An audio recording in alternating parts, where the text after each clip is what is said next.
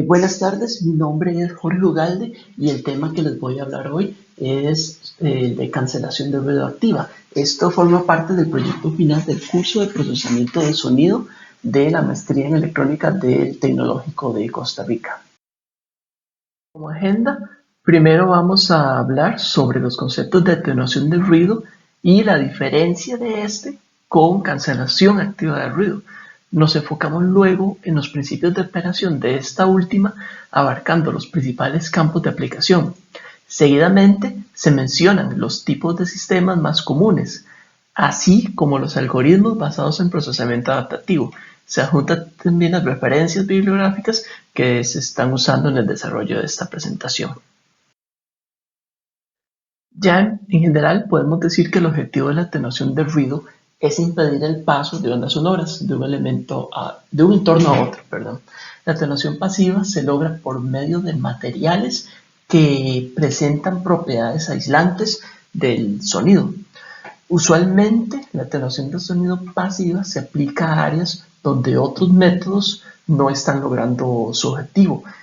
Tal es el caso de equipos, por ejemplo, mecánicos y habitaciones de gran tamaño, aunque también últimamente se utilizan como elementos para eliminación de eco, como es el caso de estudios de grabación. Por otro lado, la atenuación activa y adaptativa son soluciones electrónicas o basadas en sistemas electrónicos que utilizan el principio de cancelación de onda por diferencia de fase y utilizan elementos de control para lograrlo. De esto se va a hablar más en los siguientes slides. Hablando un poco del concepto de cancelación de ruido activa, ese es un concepto que fue concebido desde hace mucho tiempo, en los años 30, y tal como se puede observar en la figura, se vale del concepto de onda, de la naturaleza de onda del sonido, que por medio de una fuente electrónica se genere una onda igual, pero con fase opuesta para cancelar su efecto. En teoría, el hecho de generar una onda igual invertida se escucha como un objetivo sencillo, pero realmente se trata de un problema de alta complejidad, dada la naturaleza, por ejemplo, de la propagación del sonido, la falta de conocimiento a priori de la información sonora, que debe ser compensada en tiempo real por un sistema electrónico, y las características o las variaciones también del espacio donde se busca lograr la cancelación del sonido. Por otro lado, también la electrónica genera mucha variabilidad y requiere una alta capacidad de procesamiento. Esto para efectos de minimizar el error obtenido. Como ven en la figura, idealmente se logra un error de cero, pero esto no es prácticamente imposible lograrlo en aplicaciones reales. Continuando con la presentación, como se mencionó al inicio, la combinación de métodos activos y pasivos pues nos permite múltiples aplicaciones. Entre las más populares, a las que creo a la mayoría hemos tenido al menos acceso a probar, son los audífonos de cancelación de ruido, que últimamente son bastante populares y dependiendo del modelo recurren a ambos métodos.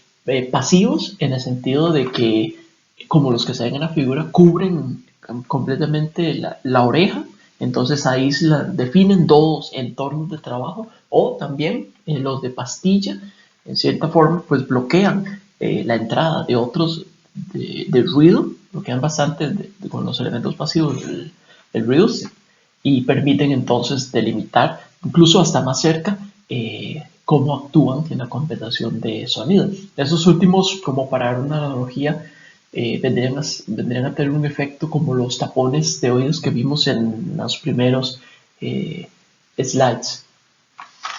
También, bueno, además de estos, obviamente la solución activa vendría a contrarrestar la señal de forma electrónica, que eso lo vamos a ver pronto. Por otro lado, existen también otras aplicaciones que son de reciente implementación, como por ejemplo la eliminación del ruido de artefactos eléctricos del hogar, Durante la investigación encontré que ya existen lavadoras y extractores de grasa que integran soluciones tanto pasivas como activas para contrarrestar el sonido que ellos emiten hacia el entorno, como decir la cocina o el cuarto de pilas, ¿verdad? Ellos no se enfocan en esos ambientes, sino que dentro de la máquina para que el sonido no salga al ambiente. Otra aplicación es en los automóviles. Este es un espacio un poco más delimitado que podría ser, entre comillas, más fácil de controlar. Estos se basan en el sistema de audio que ya de por sí traen los carros para contrarrestar sonidos, por ejemplo, del motor, el viento que se da al ir rápido en las autopistas y también del contacto de la llanta con el asfalto, que es bastante molesto. Otro concepto que es bastante curioso, que lo mencioné al inicio de la presentación, es lo que por lo menos comercialmente lo llaman como burbuja silenciosa. Y lo que consiste es en lámparas hechas a base de materiales absorbentes de sonido y ayudan a reducir un poco, a capturar un poco el sonido del entorno. Imaginémoslo en un restaurante, por ejemplo, cada mesa teniendo una de esas lámparas, entonces absorben el sonido que vendría hacia la mesa, entonces eso genera con consecuencia que se haga más fácil pues la conversación. No son 100% efectivos, no es una solución, no tiene solución, es meramente solución pasiva, pero me pareció bastante interesante para incluirlo. Bueno, ya entrando en la parte meramente activa, entre los métodos de cancelación podemos dividirlos en tres, empezando con el de feed forward. En el sensor, pues que en este caso es el micrófono, captura la señal de ruido y genera el equivalente de compensación. Imaginémoslo en la aplicación de los audífonos de cancelación. Este micrófono estaría afuera del audífono y generaría la señal de compensación dentro del audífono. Pero noten que en este tipo de feed forward no habría un elemento de micrófono dentro del audífono. Este método es muy sensible, como tal vez estarán esperando, a cambios en el entorno y las características electrónicas. Cada audífono no tiene exactamente la misma respuesta en la electrónica, y inclusive en lo que es los materiales y sus características de absorción o de impedimento de paso del ruido. Entonces eso genera que hace difícil o le impediría la convergencia a una señal residual mínima, que es el objetivo que buscamos con estos sistemas.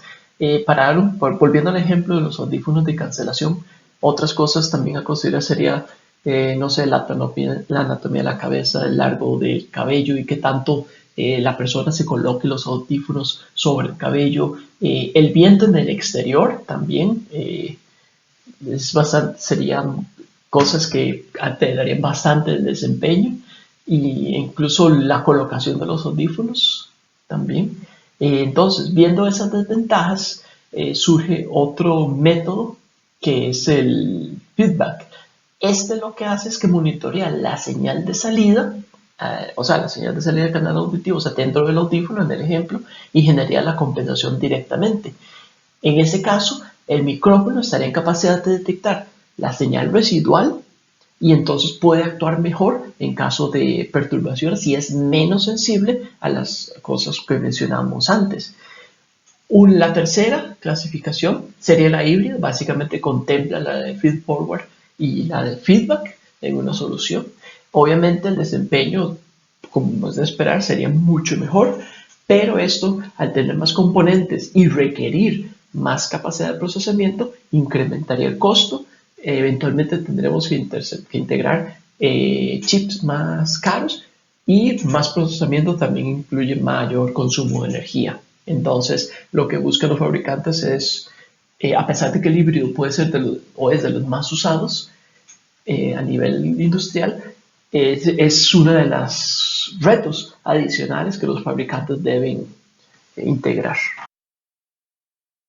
Pasando a los algoritmos de cancelación de ruido, quise resumir dos que son los que más se encuentran en lo que es la literatura. Ambos son basados en lo que es el algoritmo de Least Mean Square, por su nombre en inglés, y serían el Normalize LSM y el Filter LSM. A la derecha podemos ver un esquema de los elementos y cómo interactúa este algoritmo con el sistema de cancelación de ruido. Básicamente tenemos el bloque de LSM, que es el que va a generar los coeficientes que se le van a dar al filtro adaptativo, que es el que va a aplicar la compensación de la señal. Arriba, PZ sería como la función de transparencia de la planta, volviendo al ejemplo que he venido usando serían los audífonos de cancelación, y este elemento tendría que aplicarse, eso sí, para dos canales. Aquí el ejemplo vale solo para uno. Un poco más sobre el algoritmo, se basa en un filtro adaptativo FIR, y el problema es un problema de minimización, como en todos los algoritmos adaptativos, que es minimizar el ruido residual en la salida, o sea, hacer que el sonido el sonido resultante que nosotros escuchamos esté por debajo de un umbral definido, ¿verdad? Que es en nuestro caso la de esta señal de salida, ese umbral estaría aplicado a la función EDN de error. Este algoritmo, entre unas ventajas, es que requiere poco o cero conocimiento a priori de la señal y de las características del ruido, que es muy conveniente en el caso de los audífonos, que el ambiente externo no podemos predecir muy bien la información.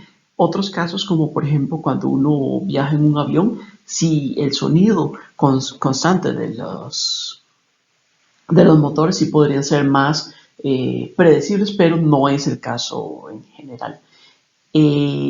La cancelación, como dice aquí, la cancelación de ruido es una variación donde se produce un estimado de ese ruido por filtrado y restado con una desfase de 180 grados. La función de transferencia, como podemos ver, de la salida YDN está dada por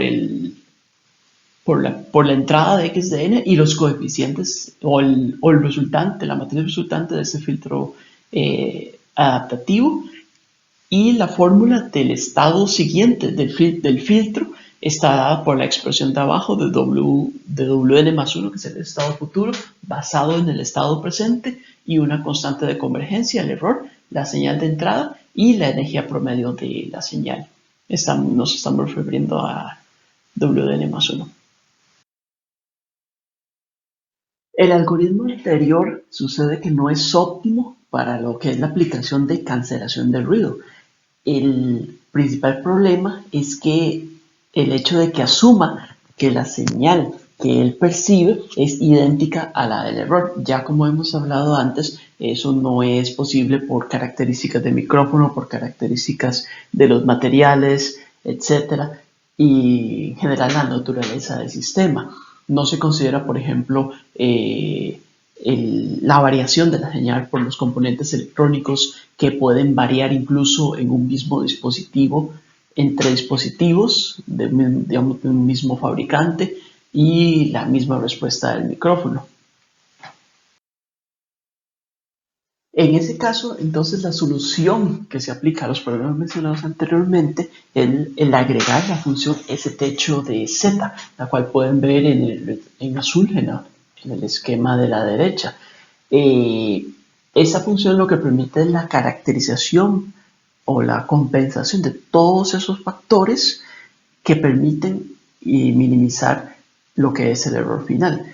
Desventajas, como en todo, es que el agregar un nuevo bloque reduce el rendimiento de ejecución respecto al algoritmo NLMS que comentamos anteriormente, y eso podría conllevar a que la respuesta sea más lenta en algunos casos y no cause la convergencia del algoritmo. Esto sería que más bien este sistema estaría generando ruido en lugar de estar cancelando el ruido. Esto, por lo tanto, fuerza la utilización de sistemas más potentes de procesamiento para compensar este incremento en el rendimiento. Como ven, comparando con el algoritmo anterior, ya la función entonces final estaría dada tanto por el filtro como un X'. Recordemos que en el slide anterior era en términos de X de n, de la entrada, en este caso es X' de n, que ya contempla la función techo, compensando todo lo que se mencionó anteriormente. Para finalizar, les adjunto algunas referencias. Es un extracto de las referencias utilizadas en la elaboración de esta presentación. Quiero resaltar la primera, que es un artículo, Active Noise Control, a Tutorial Review, que resume mucho del conocimiento de noise cancelling, algoritmos adaptativos, conceptos de active and adaptive noise cancelling. Y lo otro que quiero resaltar es la página de Silentium.com, donde vienen las soluciones que comenté en la parte de aplicaciones de los vehículos, de los electrodomésticos, y por otra parte los links de MathWorks, donde donde adjuntan la simulación de los algoritmos que explica, los NLMS y FXLMS. Esos archivos contienen los .m que cualquiera puede cargar en MATLAB y escoger una señal de entrada, que sería pues alguna grabación o un sonido generado, y entonces poder ver en la salida el rendimiento de cada uno de los algoritmos. Con esto doy por finalizada la presentación y espero sus consultas en la sección de comentarios. Muchas gracias.